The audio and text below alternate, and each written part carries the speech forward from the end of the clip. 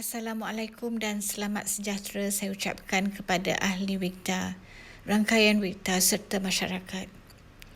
Saya Madam Tatihani Zulkifli, Presiden dan Pengasas Persatuan Wanita dalam Urus Takbir dan Teknologi Malaysia, or Women in Governance Technology Association of Malaysia WIKTA.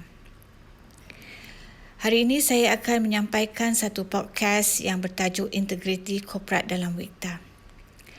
Saya akan menyampaikan teks ucapan dalam bahasa Melayu.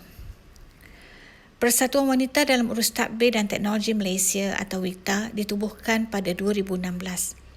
Selain melibatkan kaum wanita dalam bidang teknologi, juga menumpukan pada urusan urus takbir dari segi makro atau mikronya.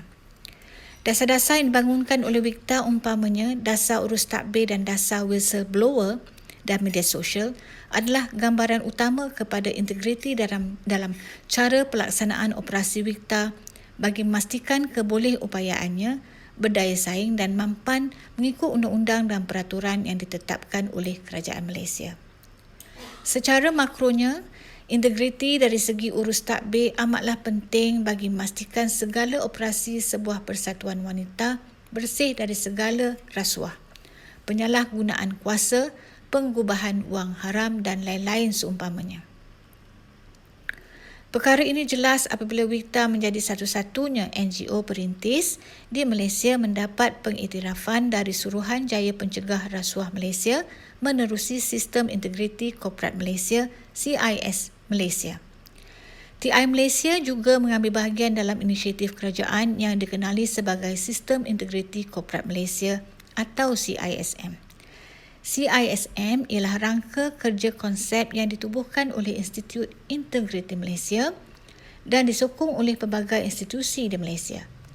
Objektif utama inisiatif CISM adalah untuk mewujudkan persekitaran perniagaan yang telus, adil dan bebas rasuah melalui peningkatan takbir urus korporat dan etika perniagaan.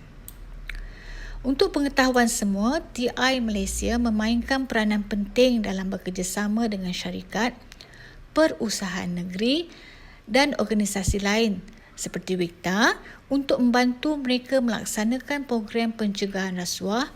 TI Malaysia memperkenalkan amalan dan bahan terbaik global.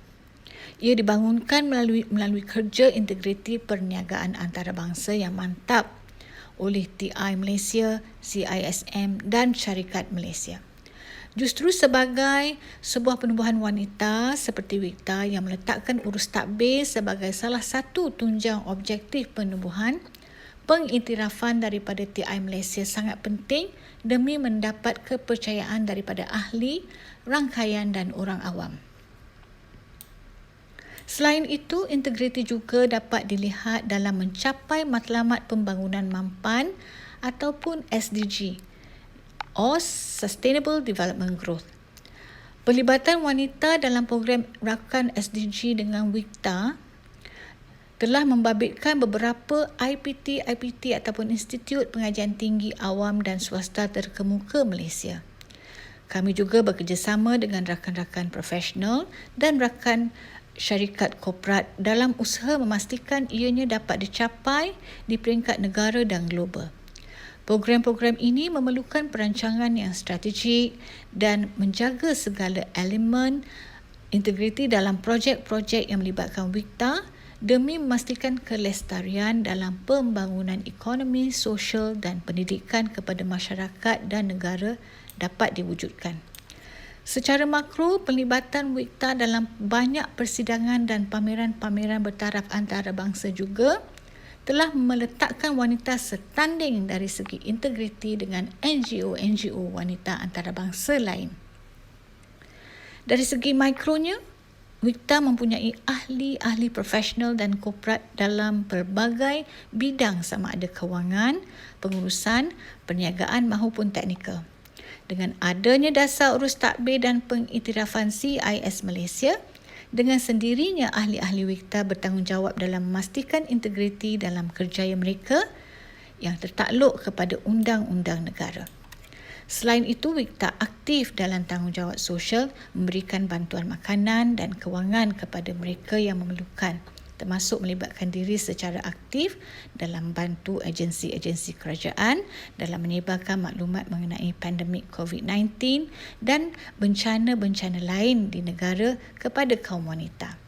Sesungguhnya elemen integriti dalam WIKTA adalah untuk meninggikan etika urus tadbir dan operasi pertubuhan ini. Terima kasih saya ucapkan kepada ahli rangkaian WIKTA dan masyarakat yang telah menyokong objektif dan perjuangan saya di bawah payung WIKTA.